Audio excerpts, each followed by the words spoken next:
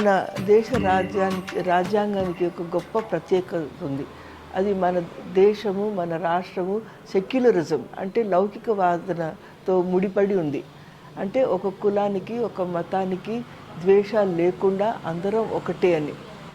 ఇలాంటి గొప్ప రాజ్యాంగం ఉన్న దేశము, ఇక్కడ ఉన్న ప్రజలు కూడా ఒకరినొకరిని ఆదరించుకొని ఒకరొకరిని ప్రేమగా చూసుకున్న ఈ దేశాన్ని ఈ దశాబ్దంలో ఒక కాలుష్యం అన్నది వచ్చింది.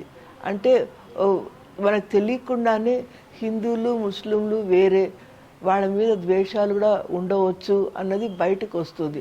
ఇది భయంకరమైన విషయం. ఎంత భయంకరం అంటే రేపు మనలో మనలే తగాదాలు పెట్టి ఏలే రాజ్యాలు వచ్చేటట్టున్న విషయం ఇది. దీన్ని మనం ఖండించాలి, పూర్తిగా ఖండించాలి.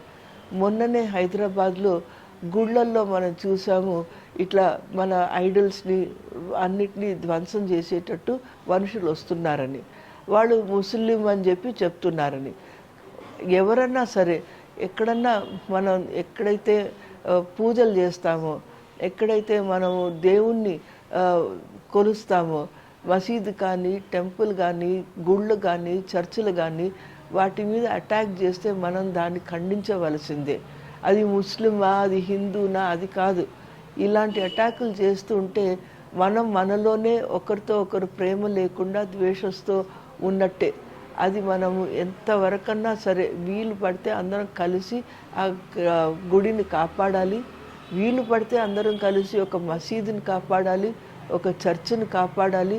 మనలో ఇలాంటి ద్వేషభావాలు లేకుండా మనం చూడటం అన్నది ప్రయత్నించాలి. దీంట్లో నాకు ఒక గ్రామం జ్ఞాపకం వస్తుంది. శంకర్పల్లిలో మేము పనిచేస్తున్నప్పుడు 2002లో బాబ్రీ మసీద్ని కూలగొట్టినప్పుడు అక్కడ కూడా ఆర్ఎస్ఎస్ వాళ్ళందరూ వచ్చి ఇక్కడ మసీదులను కూడా కూలగొట్టాలని కొన్ని గ్రామాల్లో చేస్తే, ఈ గ్రామంలో గ్రామస్తులందరూ కలిసి మా మసీదు ఇది గ్రామం అందరికీ చెందిన మసీదు అని చెప్పి నిలబడి ఆ మసీదుని కూలగొట్టకుండా నిలబడ్డారు. అంటే మనం అందరం ఎప్పుడైతే మన దేవుళ్ళ మీద అటాకులు జరుగుతుందో అందరం కలిసి నిలబడాలి. దీంట్లో కులం, మతం అవన్నీ ఉండడానికి వీల్లేదు, కొంచెం ద్వేషాలు ఉండడానికి వీల్లేదు. ప్రేమతో మంచి పౌరులుగా మనం నిలబడాలని నేను ఆశిస్తున్నాను.